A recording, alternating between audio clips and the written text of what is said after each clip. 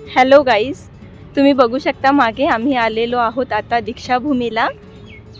आणि आमचा प्लॅन होता आधीच यायचा, पण जर वेळ मिळाला तर जर आता बघेल मी कॉन्व्होकेशनचा व्लॉग वेगळा टाकेल आणि हा एक न्यू व्लॉग स्टार्ट असेल. सो मी कॅमेरा विसरली होती, आता कॅमेरा घेते आणि आपण जाऊयात आता आतमध्ये दर्शनाला. आपली कॅमेराची बॅग. सो लेट्स गो, कारण थोडे फोटोज क्लिक करू. जय भीम मित्रांनो, आज आपण आलो आहोत आपल्या सर्वांच्या अभिमानाच्या ठिकाणी नागपूरच्या पवित्र भूमीमध्ये दीक्षाभूमी येथे. ही फक्त जागा नाही, ही लाखो लोकांच्या स्वाभिमानाची, समतेची आणि नव्या जीवनाची सुरुवात आहे. मी आतमध्ये आलो आणि भगवान बुद्धांना आणि बाबासाहेबांना अभिवादन केलं आणि पूर्ण परिसर बघायला सुरुवात केली. माझ्याकडनं एक चूक अशी झाली की मी उलटी फेरी मारली, त्याच्यामुळे जेवढा पण काही हा सीन रेकॉर्ड झालेला आहे तर एवढा शॉट हा उलटा आहे. जो जन्मापासून ते मृत्यूपर्यंत असा शूट करायचा तर तो उलटा झालेला आहे. इथे पूर्ण वॉलवरती बाबासाहेबांच्या जीवनातले वेगवेगळे जे प्रसंग घडले त्यांच्यासोबत, आणि ते कुठे कुठे मोठ्या मोठ्या सभांसाठी गेले किंवा कुठल्या मोठ्या व्यक्तीला भेटले आणि आणखीन त्यांच्या जीवनामध्ये काय खूप मोठ्या गोष्टी झाल्या आणि त्यांनी काय बदल घडवून आणले, या सर्व गोष्टींबद्दल माहिती दिलेली आहे. थोडं फास्ट फॉरवर्ड केलं आहे मी हे. तुम्ही थोडं त्याला स्लो करून म्हणजे 0.75 मध्ये करून तुम्ही बघू शकता आणि पॉज करून इथली माहितीसुद्धा वाचू शकता. खूप क्लिअर तुम्हाला दिसून जाईल सगळं. ही सगळी प्रसंग जेव्हा आपण बघतो आणि जेव्हा आपण त्या सर्व गोष्टी वाचतो तेव्हा असं आपल्याला वाटतं की आपण हे सगळं अनुभवत आहोत. आणि प्रत्येकाच्या मनात एकच भावना निर्माण होते आणि ती म्हणजे कृतज्ञता. आणि बाबासाहेबांच्या प्रती प्रत्येक समाजाने कृतज्ञ असायलाच हवं. आम्ही बाहेर निघालो आणि बाहेर निघाल्यानंतर बघितलं की इथे लहान मुलं आणि मोठ्या पूर्ण वृद्ध माणसांपर्यंत प्रत्येकजण बाबासाहेबांना अभिवादन करण्यासाठी आलेले होते. मोठ्या मोठ्या लाईन लागलेल्या होत्या. कुणी पुस्तक घेत होतं, कुणी फोटो काढत होतं, कुणी ध्यान करत होतं. पण तरीसुद्धा जसं मी तुम्हाला म्हटलं, प्रत्येकाच्या मनात एकच भावना होती, ती म्हणजे कृतज्ञता. आणि सर्वांच्या भावनेचा एक अर्थ होता, तो म्हणजे की धन्यवाद बाबासाहेब, तुम्ही होतात म्हणून आम्ही आहोत. आणि ही कृतज्ञता आमच्यात तरी नक्कीच आहे आणि मला असं वाटतं प्रत्येक भारतीयातही असेल की त्यांच्यामुळे, भारतीय म्हणण्यापेक्षा ना प्रत्येक स्त्री भारतीय स्त्रीमध्ये असायलाच हवी, कारण त्यांच्यामुळे खूप सारे हक्क भारतीय स्त्रियांना मिळालेले आहेत. तर आम्ही हा सगळा प्रसंग वाचला. त्याच्यानंतर आम्ही समोर आलो तर इथे खूप छान काही गोष्टी ठेवलेल्या होत्या. त्याच्यामध्ये एक अशोकांचा सुंदर स्टॅच्यू होता, खूप छान. त्याच्यानंतर माता रमाईंचा स्टॅच्यू होता. तर हे सगळे मॉन्युमेंट आम्ही बघितले आणि मग आम्ही आतमधला परिसर फिरलो. थोडंसं तुषारने तिथे मेडिटेशन केलं आणि नंतर मग आम्ही बाहेर निघालो. बाहेर निघाल्यानंतर वातावरण एवढं सुंदर झालेलं होतं. आजूबाजूचा परिसर खूप छान सूर्य मावळत होता आणि आकाश जे आहे हे पूर्ण असं लालसर मस्त दिसत होतं. काही गोष्टी कॅमेरामध्ये कैद केल्या जातात, काही नाही करू शकत. तर ती ब्युटी अनुभवण्यासाठी आपण तिथे असणं गरजेचं असतं. तर हा सगळा आमचा सुंदर असा अनुभव होता माझा इथला. इथे आहेत डॉक्टर बाबासाहेब आंबेडकर संविधानाची प्रत अर्पण करताना. आणि मागे एवढा ब्युटिफुल सनसेट होत आहे ना, खूप सुंदर वाटत आहे इथे. मला तर असं छान थांबावं असं वाटत आहे. आणि आता रात्र झाली तर मी तुम्हाला दाखवते, 1 मिनिट. तर मी तुम्हाला दाखवते की इथे ना लाईट्स ऑन झालेले आहेत आता आणि ते एवढं छान दिसत आहे. मी तर खूप वर्षानंतर आलेली आहे दीक्षाभूमीला, पण तरी पण असं मनासारखं बघायला नाही मिळालं, कारण आमच्याकडे वेळ थोडा कमी आहे.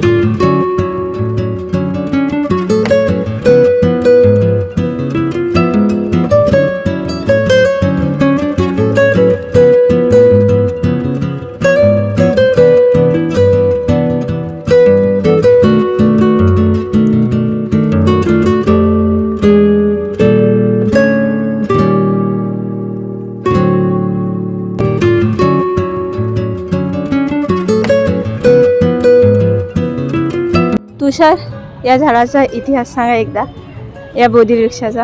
हे बौद्ध धम्मातील एका अनुयायांनी डॉक्टर बाबासाहेब आंबेडकरांना दिलं होतं आणि डॉक्टर बाबासाहेब आंबेडकरांनी दीक्षाभूमीत ते छोटंसं रोपटं लावलं होतं. आज याचा महावृक्ष झालेला आहे.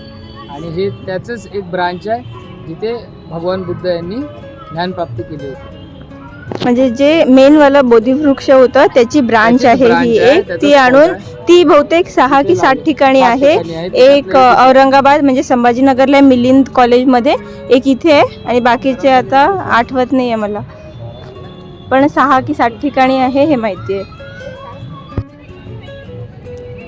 हा असा सुंदर परिसर आहे दीक्षाभूमीचा.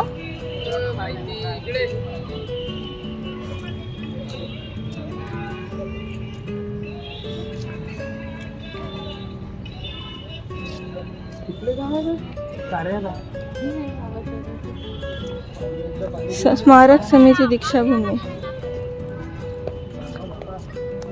इकडे स्टँड आहे, शूज वगैरे काढून ठेवायचं असेल तर. बंद आहे वाटतं ते आता. आपण आणली गुलाबी आहे का द्यावर.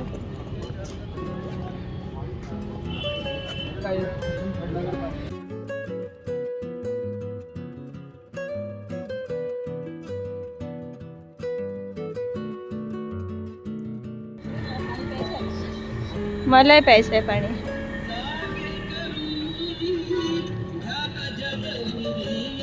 भारताचे संविधान 120 रुपीजमध्ये आहे. आणि एंट्रन्सच्याच जस्ट म्हणजे तुम्ही येत असाल तर राईट हँड साईडला हे शॉप आहे. इथे गार्ड रूम आहे, त्याच्या बाजूला शॉप आहे, तिथे जाऊन बघू आपण थोडं काही सामान मिळेल तर.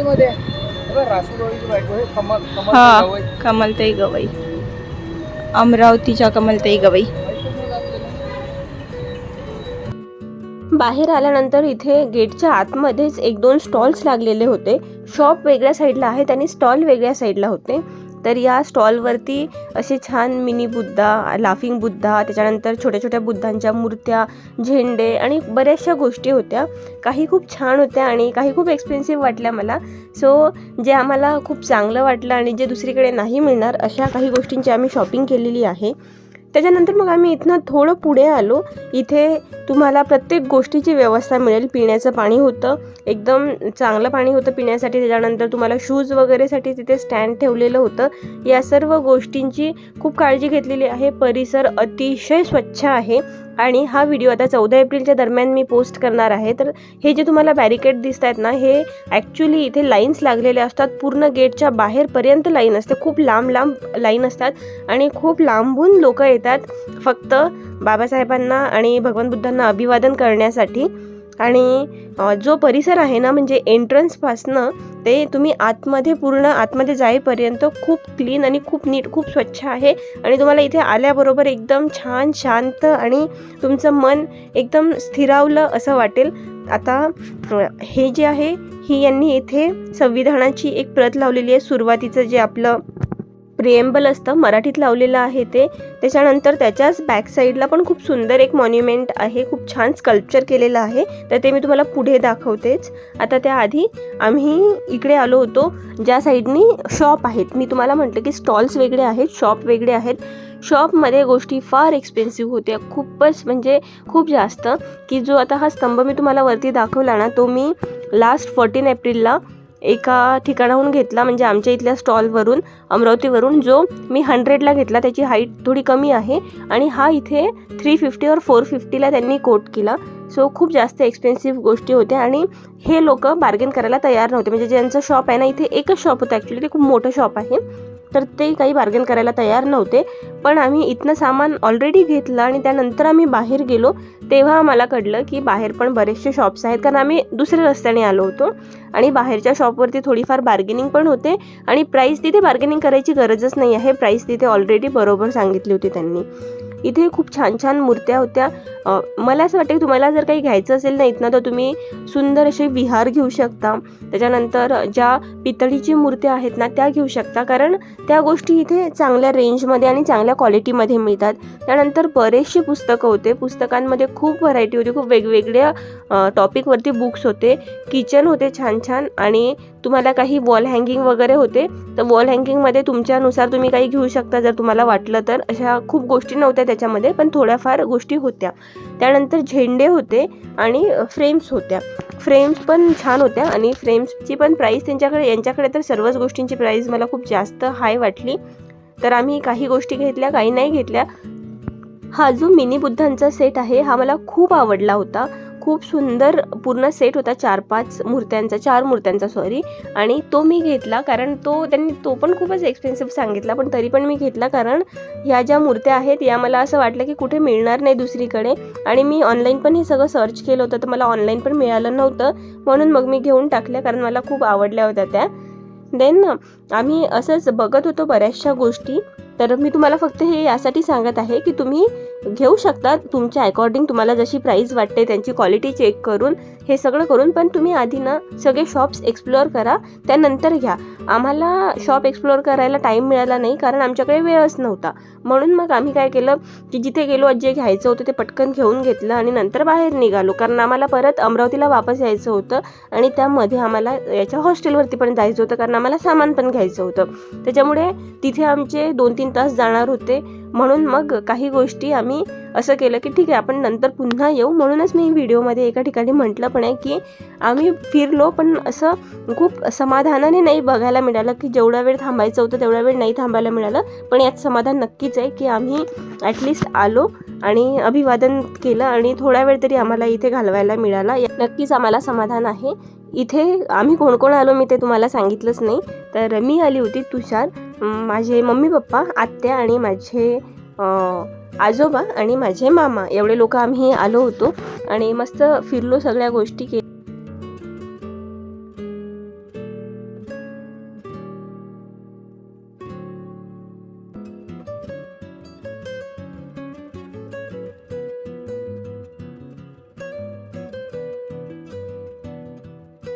ॲक्च्युली वेळेपेक्षा पण ना आता आम्ही खूप थकलो आहे. आम्ही सकाळी 6 वाजतापासून निघालो आणि म्हणजे रात्री पण मी खूप लेट झोपली कारण मला थोडं स्टोरेज खाली करायचं होतं, थोडं श्रावक अकॅडमीचं काम होतं, तो व्हिडिओ एक एडिट करायचा होता, तर असे बरेच कामं होते.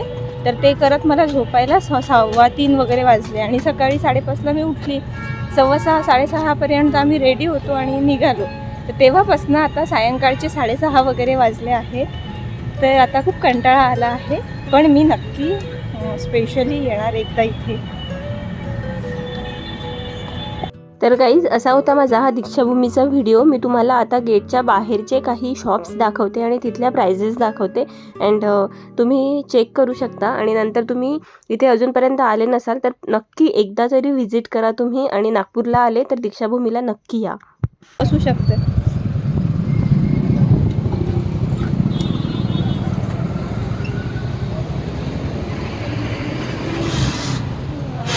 छोटे ह्या कितीला आहेत काका? हे हा सेट हा 60 रुपये आहे का? 60 रुपये. हे कितीला आहे मूर्ती? किती किलोची आहे? हे किती किलो? इकडे खूप स्वस्त आहे, इथे खूप स्वस्त आहे, म्हणजे बरोबर आहे. बरोबर आहे मग. आतमध्ये खूप महाग झालं.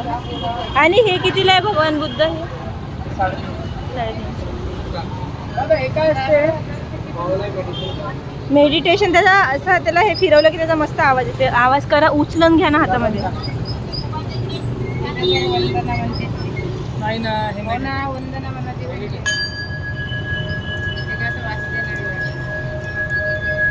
अरे तर खरंच वाजून त्याला फिरवायचं आहे ना, काय ना. तुम्ही बघा बरं एकदा फिरव. बघा तर आवाज येतो का? भगवान बुद्धाच्या मूर्तीचे येते ना. नाही येते, नाही येते आपला. अंदर